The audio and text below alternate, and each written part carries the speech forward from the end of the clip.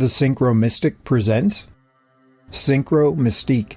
Benjamin Franklin, of course, was an 18th century polymath who is most famous for his role in securing the United States as its own nation, independent of England. As one of the country's preeminent statesmen, he was co-signer for each of three uber-important formative documents: the Declaration of Independence, the U.S. Constitution, and the Treaty of Paris. It's worth mentioning that Franklin arguably displays numerous similarities to Francis Bacon. For example, along with his Italian contemporary Galileo, Bacon is regarded as a father of modern experimental science. Similarly, having made contributions to the studies of electricity and oceanography, Benjamin Franklin was also at the forefront of investigation during his era. Several of his inventions, including bifocal lenses and the lightning rod, are still in use. Moreover, according to Baconian legend, the man known variously as Lord Verulam and the Viscount St. Alban figures in Rosicrucianism and the beginning of Freemasonry. Likewise, Franklin not only became a Mason, but he was elevated to the position of master at lodges both in Philadelphia, Pennsylvania, as well as in Paris, France. There, in the Lodge of the Nine Sisters, which coincidentally or not, later became an important center for the bloody French Revolution, Franklin was initiated by the Cour de Gébelin, fountainhead of Western occult fascination with the tarot deck. Franklin later personally initiated François-Marie Arouet, better known as the satirist Voltaire. In truth, Freemasonry may just have been the tip of the iceberg of Franklin's occult involvement, though a word of caution is in order. The word occult has a range of meanings. We discussed some of these in 10 arcane words. For a more detailed survey, see that presentation. But somewhere along the occult spectrum lies the Bavarian Illuminati, to which Franklin can be connected through pamphleteer Thomas Paine. Paine was on intimate terms with one Nicholas Bonneville, and incidentally with Bonneville's wife. Prior to the order's official dissolution in 1787, Bonneville had been converted to Illuminism by Adam Weishaupt's chief lieutenant, Christian Bode. At the same time, allegedly, the seeming sober-minded politician and printer, Franklin, was himself a member of the quasi-satanic group known colloquially as the Hellfire Club. Technically, the order to which Franklin is said to have belonged alternately called itself the Brotherhood or Knights of St. Francis of Wickham and the Monks of Medmenham, both phrases intended as parodies of Christian, especially Catholic, religiosity. But the label Hellfire Club is the one that is stuck. It turns out that there was a predecessor club by the exact name. This original incarnation goes back to a curious 18th century English duke and playboy named Philip Wharton. At various times, the paradoxical Wharton posed as both friend and enemy of Freemasonry. This flip-flopping on Freemasonry is somewhat reminiscent of the later Frenchman who called himself Leo Taxil. For details, see Top 10 Gold-Making Alchemists of All Time. Supposedly, Wharton once presided over the premier Grand Lodge of England, as well as of the Grande Loge de France. However, after his alleged expulsion, he founded an even more secret society. Wharton ran this supposedly anti-Masonic organization, called the Gormogons, along with Andrew Michael Ramsay, a Scotsman known by the French title Chevalier, that is, Knight. Philip Wharton himself had Jacobite sympathies for much of his life, and Wharton was friends with James II's son, James Francis Edward Stuart, known variously as the Old Pretender, or as the rightful King James III, depending on the side one favored.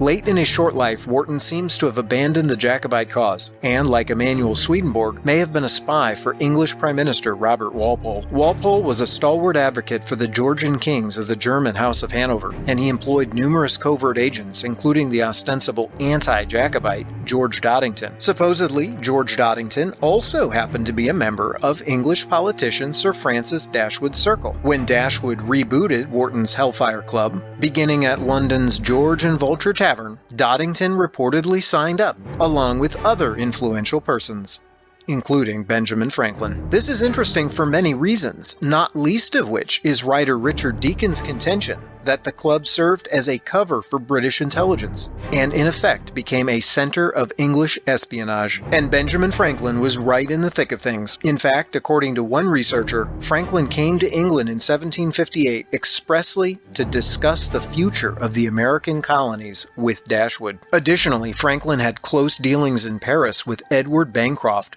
who was later unmasked as a double agent. It is disputed whether Franklin knew of Bancroft's intrigues or not. All this doesn't necessarily mean that Franklin was a spy himself, that he had treasonous designs, or that he was working for the British. Though historian Cecil B. Curry raises this precise possibility in his 1972 study, Code Number 72, Ben Franklin, Patriot or Spy. Admittedly, Franklin was cunning. It could be that he was hedging his bets if the colonists were defeated. Alternately, Franklin may have been conspiring with a group of supporters inside George III's own government. In this regard, it is worth recalling that Freemasonry extended throughout Britain and its colonies. American lodges frequently obtained their charters, that is, their authority to operate, from the Grand Lodge of England. So that there existed some transatlantic, supranational confederation is not outside the realm of possibility. One does wonder, however, just what Franklin was doing, cavorting with the Hellfire group, if not simply using their meeting place as a convenient locale for hatching political schemes. It should be remembered that Franklin was something of a ladies' man. He himself, in his autobiography, admitted his weakness for the opposite sex, writing that he was, quote, hurried frequently into intrigues with low women that fell in his way. Of course, the received and sanitized view of the Hellfire Club is that it was characterized by ritual comedy, banqueting, drinking, and wenching. Though to read Daniel Mannix's account, the Black Mass was celebrated and a solemn sacrifice was made to the devil of the virginity of the young girls lured into the cave system,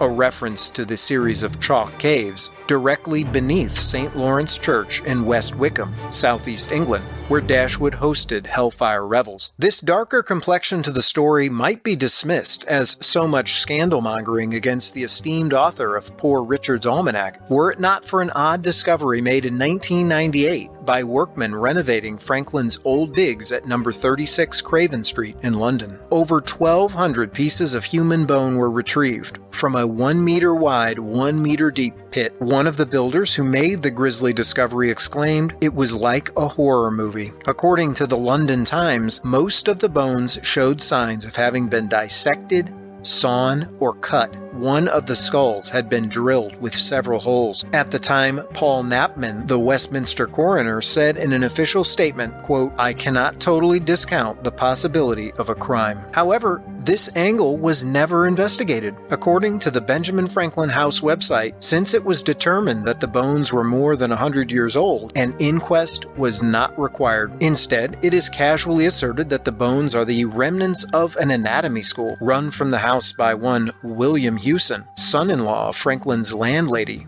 Margaret Stevenson. Even if this nonchalant reply is accepted at face value, one might worry that it glosses over several important points. For instance, there's the issue of just where the bodies were obtained. The further worry about why the remains of fellow human beings were so callously discarded is usually answered with the observation that the basement pit was probably used to, quote, hide the bones because grave robbing was illegal. But this solves nothing, unless that is, learning about a founding father's complicity in criminal grave robbery and evidence tampering is only worth an insouciant shrug. That Hewson lived at the house for 2 years is mentioned in the usual retelling. But why Franklin shared quarters with him is evidently a question that is not interesting enough to answer. Likewise, the obvious follow-up query, namely, why Franklin would permit his home to be converted into a makeshift, quote, anatomy school, is apparently also of little to no consequence. While one wrestles with these lacunae, commentators on the Craven Street bones are busying themselves displaying an inexplicable omniscience, in virtue of their typically solemn assurances that our American hero had nothing to do with the unsanctioned surgeries themselves. Perish the thought. Though